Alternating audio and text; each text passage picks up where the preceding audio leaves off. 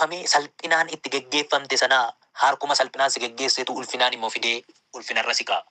Akkasi dinqii Waaqayyo. Yeroo baate ija namaa dhokachaa baate ta'a. Yeroo nama gidduudhaa wanti hedduun si baasu ikoonomiin diinagdeen nama dhabuun humna dhabuun yeroo si baasu yeroo sana salphiidhaan walitti galtee yeelloodhaan ta'a. Amma garuu ulfinaan gara gidduutti ulfinaan gara mataa ta'utti ulfinaan gara namoota hedduu fakkeenya ta'utti ulfinaan gara ibsaa tulluu gubbaatti dhufta. Dinqiidha. Waaqayyo wanti inni gochuu dadhabe jiru. Amma lafitti jirtu hin beekamu yoo ta'e iyyuu amma iddoon ati jirtu hin beekamu yoo ta'e iyyuu gadi bu'uu diinagdeedhaan ayyaanaan gadi bu'uu keetiif nama dhabuu keetiif iddoon sii ta'uu dadhabuusaaf amma lafati jirtu namni hin beeku yoo ta'e iyyuu amma iddoo ati jirtu jireenya ati keessa jirtu namni hin beeku yoo ta'e iyyuu ulfinaan Waaqayyo iddoo namni beekutti si fida. Mee kana qabadhu. Obboleettii nana dubbii kana dhagaa kan jirtu mee kana qabadhu. Amma lafi ati jirtu jireenya ati keessa jirtu jireenya namni hin yaafanne jireenya namni quban qabne jireenya namni tuffatee darbe yoo ta'e iyyuu guyyaan itti ati ulfinaan immoo ol dhuftu guyyaan ati itti tulluu guddaa namoonni hedduun irratti si argan irratti ol dhuftu diinagdeedhaan guddattee jireenyaan guddattee gaa'ilaan eebbifamtee guyyaan itti Waaqayyo si eebbisee gara ija namoota baay'eetti si fidu immoo dhufa. Amani kana. Yaa obboleessa koo wanti ati amma keessa jirtu sii ta'uu dhiisuu danda'a. Jireenya ati amma keessa jirtu sii ta'uu dhiisuu danda'a. Namoota baay'eedhaan sitti murtaa'uu danda'a. Namoota baay'eedhaan immoo waa'een kee dhiifamuu danda'a. Namoonni baay'een waa'een baasu inni jedhanii si gatuu danda'u. Namoonni baay'een kana maal godhuu jedhanii si gatuu danda'u. Garuu guyyaan ati itti barbaadamtu isa malee namni kanaaf beeku hin jiru. Isa malee namni kanaaf furmaata kennu hin jiru. Isa malee yoo inni dubbate malee yoo inni dhaabbate yoo inni taa'e malee yoo inni nu dura deeme malee guyyaan itti jedhanii dhufa. Amani. Yaa obboleettii koo ishee malee guyyaan itti jedhanii dhufa. Ishee malee yoo isheen dhufte malee yoo isheen dubbatte malee yoo isheen waa jette malee yoo isheen harka nu qabde malee yoo isheen nu gargaarte malee yoo isheen nu bira dhaabbatte malee hin dandeenyu yeroo isaan itti siin jedhanii dhufa. Abdiin kutatiin karaadhuma salphinaan deemterra ulfinaan deebita. Kan ittiin geeddaramu sababni isaa Waaqayyo waan nuun gidduutti yeellaane gidduutti nu gammachiisu nu ulfeessuu barbaada waan ta'eef. Karaadhuma salphinarra geggeeffamterra ulfinaan hin dhufta. Namuma salphinaan si geggeesseetu ulfinaan deebi'ee si barbaada. Ulfinaaf deebi'ee si barbaada. Ulfinaan deebi'ee si barbaada. Ulfinaaf barbaadamta. Ulfinattis hin barbaadamta. Yeroo Waaqayyoo fagoo miti dhaggeeffadhu. Abdiin kutatiin dachaa kana keessatti natti ukkaanfamee natti cufamee akka keessatti hafa. Sichi kan koo hin beekamu hin jedhin. Dhugaan sitti maal? Mootara kee ho'isuudhaaf miti kana dubbadhu. Yaa obboloota koo dhugaan isinitti hima. Sichi kana booddee hin jiru hin jedhin. Maalitti beektaa akkatti Waaqayyo hojjetu? Dhugaadhaa kan kun dhuguma akkas ta'a. Yooman jireenya namaa kana ta'a jiraadhaani. Yooman jettee hawwaa hin haftu Waaqayyo dinqii godha. Yoom kan jedhu har'a guyyaa Waaqayyooti. Bor guyyaa Waaqayyooti. Torbanni kun torban Waaqayyooti. Ji'i kun ji'a Waaqayyooti. Waaqayyo mee waan ati hawwitu utuu akkas naa ta'e dhugaan sitti hin godha Waaqayyo godhee si argisiisa. Gaa'ila ati barbaaddu gaa'ila ati hawwitu sana godhee si argisiisa. Jireenya ati ulfina ati hawwitu sana Waaqayyo guutee si argisiisa. Balbala ati barbaaddu sana Waaqayyo banee si argisiisa. Amani dhugaa Waaqayyooti laa namni kana amanu hin galateeffata yeroo dhiyoo. Waaqayyoof wanti dadhabamu hin jiru. Wanti humna Waaqayyooti waliin jiru. Kanaaf iyyuu ati waan hundumaa gochuu akka dandeessu ani beeka akeeka keessa karaatti kan hambisu hin jiru jedhe iyyuu. Abeet ganama kana Waaqayyo si qaqqabeera abdiin kutatin. Si qaqqabeera Waaqayyo. Ati namuma maatiin abdiitti kutatan namoonni baay'een abdiitti kutatan dhaabattee hafte sichimee kana booddeedha hin danda'amu dhaabattee hafte kophaa taatee hafte fira dhabdee hafte sanyii dhabdee hafte maatii dhabdee hafte kan siin jedhan jiraachuu danda'u. Ati garuu hin hafne ulfina keetu guddaadha. Arrabuma kana jedhetu ulfina kee sana dubbata. Ijuma salphina kee ilaalu barbaadutu ulfina kee ilaala. Abdiin kutatin. Waaqayyo inni amma sitti dubbachaa jiru kun amanamaadha. Yaa obboloota koo amana kun sagalee Waaqayyooti. Namni Yiftaa jedhamu kun mucaa Yiftaa jedhamu kun gatameetu nama dhabe namni dhugaa isaa falmu hin jiru namni lakkii dhiisaa namni kun lafa kun jiru asitti guddateeti maaloo dhiisaa dhaala kennaafi namni jedhe abukaatoo hin qabu namni kun abukaatoo hin qabu nama seera dura dhaabbatee isaa falmu nama ragaa isaa bahu dhabeetu namni kun lubbuu isaa oolfachuuf bade abbaan dhugaa inni waaqarra jiru inni salphina ulfinatti geeddaruu beeku inni nama hin qabneef dubbatu mee inni nama gatamaadhaaf karaa ta'u inni nama humna hin qabneef humna ta'u mee inni nama abeet haleluuyaa hin naqi barbaachisaa dhaqee barbaade gaanni hin naqe abbaan dhugaa hin naqe akkamitti dhaqe beektu namoota gurguddaa fuudhee dhaqee kabajaan akka inni silamee karaan irra deema iyyuu hin beekamu namni nama baqatu karaarran baqatu hin beektu miniire namni nama baqatu koo karaa seera qabeessaarra miti kan inni nama baqatu wayi qoraattii wayi caakkaa wayi iddoon bakka karaa rakkisaarra baqataam namni maaliif kaayyoon isaa namni akka sana argine lubbuu isaa oolfachuuf waan ta'eef yoo namni argee asirraan beetti hin jedhu waan ta'eef silamee akka inni itti xoobii dhaqe caakkaadhaan qoraattiidhaan waan hedduudhaan gidduu bahee ta'uu danda'a gaafa dhufe garuu karaa isa ofiishaalii karaa isa seera namni baay'een nama argu jaarsoliif gurguddoota biyyaa gidduu adeemaa dhufe. Abeet. Karaa nati baate karaa yeelloo ta'uu danda'a. Karaa nati deebitu garuu karaa ulfinaati. Ilaame iddoo nati jirtu haalli ati keessa jirtus namoota hedduuf gadi bu'aaf waan tuffatamaa ta'uu danda'a. Waaqayyoof garuu iddoo hojiiti. Waaqayyo garuu bakka sanatti si kabaja. Waaqayyo garuu achitti si ulfeessaa amani. Hin danda'a Waaqayyo hin danda'u hin jedhin hin danda'a Waaqayyo situ dadhabe malee Waaqayyo hin dadhabu. Situ mee humna ittiin qabu malee Waaqayyo humna ittiin dhabu. Situ dandeettii ittiin qabu malee Waaqayyo dandeettii ittiin dhabu. Hin danda'a Waaqayyo. Yaa obboloota tokko sagalee kana dhagaa kan jirtan, dubbii kana dhagaa kan jirtan, guyyaa kanaa kaasee Waaqayyo dubbii kanaan jireenya keessan deebisee ni ijaara. Anna nama na dhuguman isinitti hima. Nana manan Waaqayyo deebisee jireenya keessan ni ijaara. Inni nama miti kaa, inni Waaqayyoodha. Yeroo nuun dadhabina keenya cubbuu keenyaaf abdii kutannutti nu dhiisee nu biraan darbu.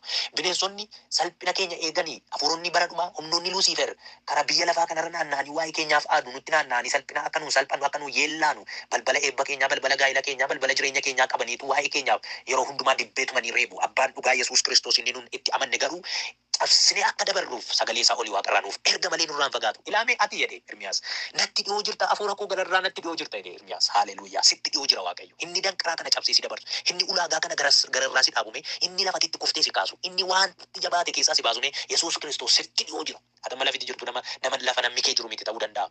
Ati mee iddoo ati amma jirtu jireenya amma keessa jirtu kana kan namni kee dhiigni kee obbolaan kee obboleettii obboleessi kee hin beekne ta'uu danda'a lafitti amma jirtu. Garuu Waaqayyo si bira jira amani. Waaqayyo hafuura kee gararraa sitti dhiyoo jira. Isumatu balbala sii bana. Isumatus haala mijanne sii mijeessa. Isumatu mee waan ati hin dandeenye si dandeessisa. Isumatu salphina kee ulfinatti geeddara. Isumatu tulluu ulfinaarra si dhaaba.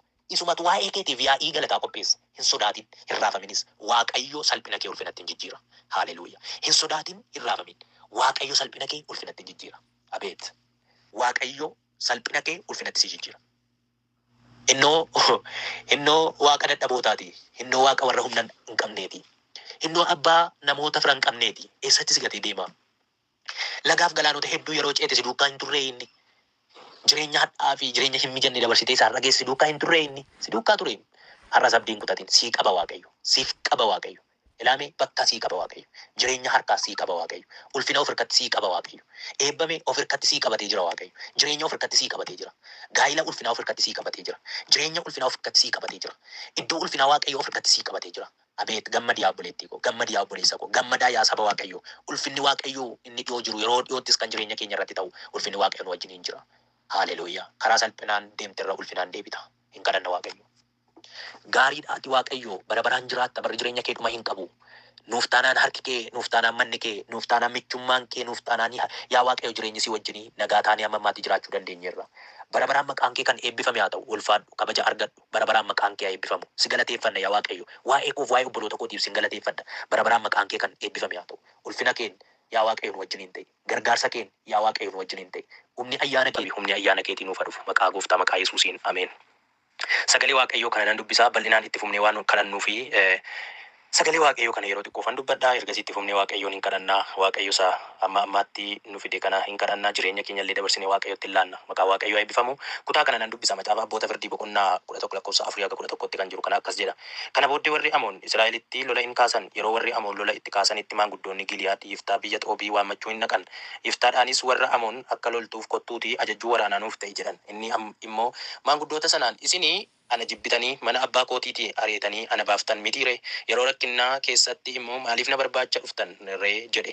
Maanguddoonni Giliyaadis Yiftaadhaan ati nu wajjiniin baate warra Amoon akka loltuuf nuyi warra Giliyaad keessaa jiraannu hundumaa irrattis dura buutuu akka taatuuf gara kee dhufne jedhan.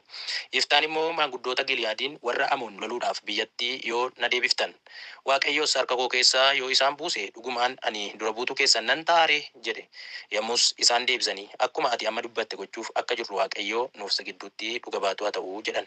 Kana irratti Yiftaan maanguddoota Giliyaadii wajjin hin galee warri biyya sunis dura buutuu fi ajajjuu waraanaa isa hin godhatan. Yiftaan dubbii kana hundumaa Misphaatti fuula Waaqayyoo duratti hin dubbate. Ameen. Haaleluyyaa. Galanni Waaqayyoof haa ta'u. Kutaa kana keessatti kan nuyi ilaallu waa'ee nama Yiftaa jedhamu tokkooti akka keessatti guddatee kan mul'atu. Wanti ifaan kutaa kana keessa jiru waa'ee Yiftaati. Gaafa lakkoofsa tokkotti deebitanii Yiftaan kun eenyu akka ta'e, nama akkamii akka ta'etu argina. Akkamittiin immoo biyyaa baqatee akka turedha. Yiftaan kun kan inni biyyaa baqatee ba'ee fi inni jalqabaa irratti waan ka'aniif obboloota isaarraa ka'ee namoonni hedduun namoonni biyyicha keessa jiran ati dubartii ejjituurraa waan dhalatteef dhaala argachuu hin dandeessu jedhanii irratti ijaaramanii isa ajjeesuu barbaannaan lubbuu isaa oolfachuudhaaf gara mandara Xoobii jedhamtu tokkotti baqate. Mandara Xoobii kana kan inni dhaqee fi lubbuu isaa oolfachuuf sababni isaa ajjeesuudhaaf waan irratti ka'aniifidha. Egaan namni kuni nama qobaasaa ari'atamudha. Qobaasaa dhugaa dhabee qobaasaa ari'atama. Qobaasaa iddoo dhabe maatii isaa gidduudhaa obboloota isaa naannoo isaatti qobaasaa iddoo dhabe. Tokkichummaan isaa namni hundumtuu irratti ka'e kun baqateetu biyya Xoobii jedhamtu lubbuu isaa oolfachuudhaaf achitti baqate. Egaani nama kana irratti wanti dubbatame wanta kana namni kun akka inni ari'amee iddoo gadhiisuuf namni kun akka inni biyya sana keessa hin jiraanne dhaala maatii isaatii akka inni hin hirmaannee fi irratti ka'anii isa ari'anii baasaniiru. Garuu nama kana wajjin waaqayyotu jira. Nama kana waaqayyotu yaada qaba. Namni kun yaada waaqayyoo keessa nama jirudha. Kanaaf akkuma inni ari'amee biyya ba'eenii biyya inni keessa jiraataa ture Giliyaaditti biyya inni jiru sana biyya inni keessa ari'atame sana keessatti rakkoo guddaatu uumame, waraanatu biyyattiitti ka'e. Biyyattiin lafa dhattu dhabde, biyyattiin hin goolamte, hin ari'atamte. Akkuma inni biyya sanaa ba'eenii warri Amoon Israa'elootatti lola kaasan jedha kutaa kana keessatti hodhatanii ilaaltan. Amoontu lola kaase. Akkuma inni ba'een lola itti kaasan. Kanaafi maanguddoonni Giliyaadiin jiraatan kun dhaqaniitu Yiftaa barbaaduuf dirqaman. Sababni isaa namni dhugaa dhabe kun, namni jibbame, namni ari'atame kun nama waaqayyo wajjiniin jiru, nama tooftaa lolaa beeku, nama yoo lolatti ba'e injifatee galuu danda'udha waan ta'eef. Namni kun akka biyyicha keessaa dhugaa dhabee ari'atameen biyyattiin jeequmsatti galte, biyyattiin nagaa dhabde, biyya dur nagaa qabdu, maatii dur nagaa qabu, saba dur nagaa qabutu nagaa dhabe. Jeequmsatu uumame, biyyichatu jeeqame. Sababi isaa nama waaqayyo yaada irraa qabutu ari'ame. Nama waaqayyo yaada irraa qabu irratti ka'an. Nama waaqayyo yaada irraa qabu ajjeesuudhaaf kaanaan baqatee biyyaa ba'e. Abbaan dhugaa inni nama kanaaf yaada addaa qabu, inni nama kanaaf iddoo qabu, inni nama kana barbaadu, inni nama kana jaallatu, namni kun yaada isaa keessa jiru abbaan dhugaa Gooftaan Yesuus Kiristoos. Namni kun akka inni biyyatti deebi'ee warra dhugaa isaa dhossan ari'atan dhiiban irratti mootii ta'uuf haala mijeesse. Namoonni irratti ka'aa turan, namoonni isa dhiibaa turanii, namoonni dhugaa nama kanaa dhoksan namoota lolatti ba'anii milkaa'uu hin dandeenye, namoota loluufis tooftaa lolaa hin beekne turan. Biyyattii keessa utuu namni jajamaaniif cimaan jira ta'eeti Yiftaan barbaadamuu hin qabu ture yookiin Yiftaa wanti barbaadaniif hin jiru ture.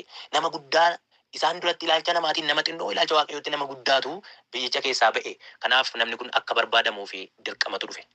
Dirqama namni kun akka barbaadamu godhu lolatu biyyichatti ka'e, rakkinatu biyyichatti dhufe, gidiraatu biyyichatti dhufe waan ta'eef nama kana barbaaduun dirqama ta'e.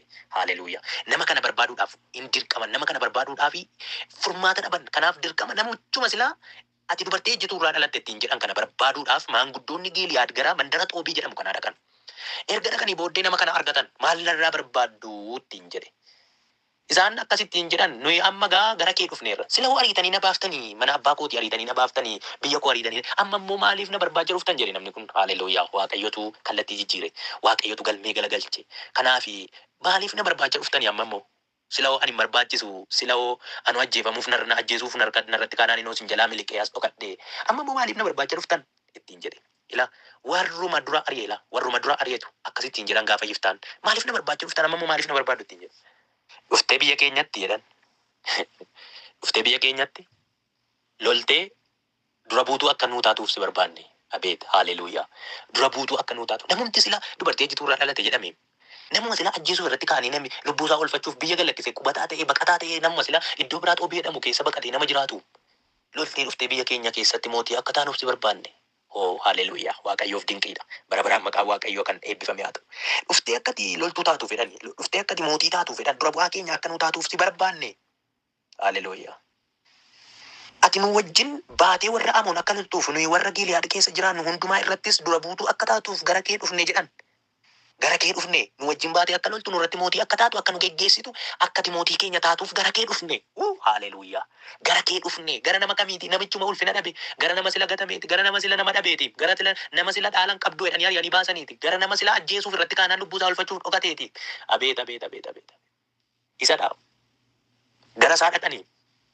Garuma isaa dhaqan. Garuma nama kanaa dhaqan, garuma nama sila dhugaa dhabe, garuma sila ati nama akkasiiti jedhanii gadi buusan jecha hadhaattiin jedhanii ajjeesuuf irratti ka'anii dhugaa isaa dhoksanii jechuma hin taaneen jecha miidhamaatiin jedhan sanaa dhaqan, garuma isaa dhaqanii lafi dhaqan waan hin jirreef homaan waan hin jirreef garuma isaa dhaqan. Dura buutuu akka nu taatu sila yeroo ari'ame deggiraan qabu utuu dhaabatee nama du'u ture. Waaqayyoon isa oolchu garuu iddoon itti oolutti waan isa ergeef yookiin karaan irra baqatee ooluu danda'u waan itti argisiiseef oole malee. Yeroo irratti kaa'ame koo nama jiraachuuf carraa jireenyaa qabu hin turreem dhaala argachuu qofa miti.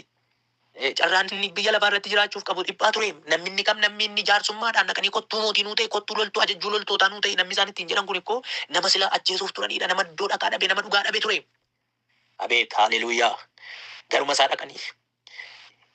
Deebisanii akkuma ati waan dubbatte gochuuf duubatti dhugaa baatuu haa ta'u jedhan. Akkuma ati amma dubbatte gochuuf akka jirru waaqayyo nuuf si gidduutti dhuga baatii haa ta'u jedhanii dubbatan lakkoofsa 10 irratti. Yiftaan akkas jedhe maanguddoota Giliyaad sanaan. waan ittiin jedhe erga fixee booddeetu lakkoofsa 11 irratti immoo Yiftaan maanguddoota Giliyaadii wajjin hin gale jedha. Warra biyyaa dura buutuu fi ajajjuu waraanaa isaa hin godhatan. Yiftaan dubbii kana hundumaa Misphaatti fuula Waaqayyoo duratti hin dubbate. Yiftaan wanti inni fuula Waaqayyoo duratti dubbate Waaqayyoo akka isa wajjin ta'u Waaqayyoo akka isa gargaaru waadaa isaanii hundumaa wabii godhee dhiyeeffate. Egaan akkuma inni duukaa galee duukaa deemee lolee injifatee waan hundumaa keessatti moo'icha argatee akkuma jedhame biyyicha irratti mootii ta'e.